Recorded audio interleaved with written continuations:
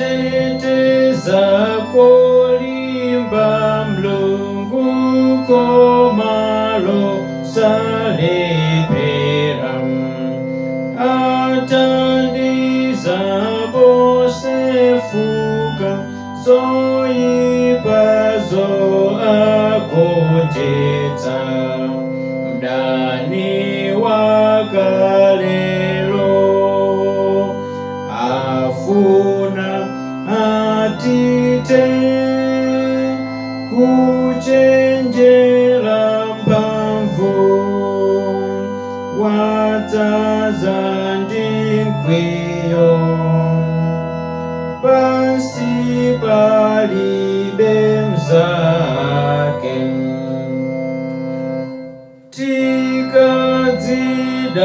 tikadzidalira toka tikadagonjetsedwa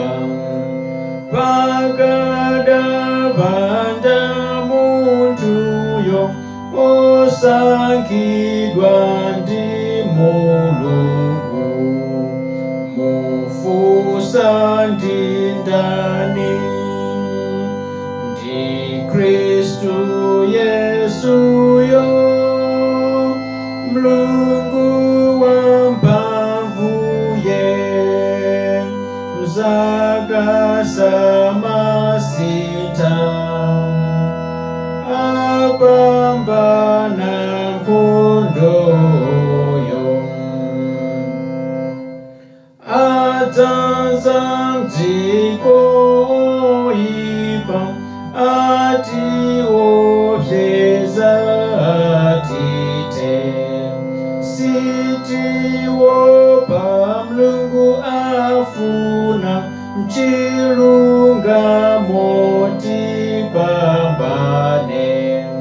mfumu ya mdima iopsa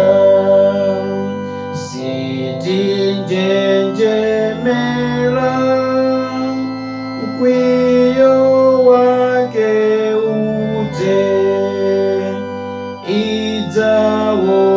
idzawonongeka mawu amodzi agwere mawu aposa mphamvu zapansi zingadzutse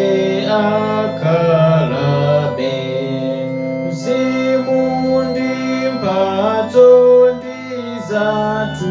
mwa Iye akhala nafe chuma ndi abale zipite ngakale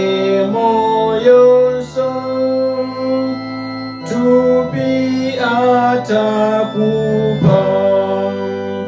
chilungamo cha Mulungu chilipo ufumu wake ngwamuyaya adzanza mdziko oyipa atiopseza atite sitiopa Mlungu afuna mchilungamo tipambane mfumu ya mdima iopsa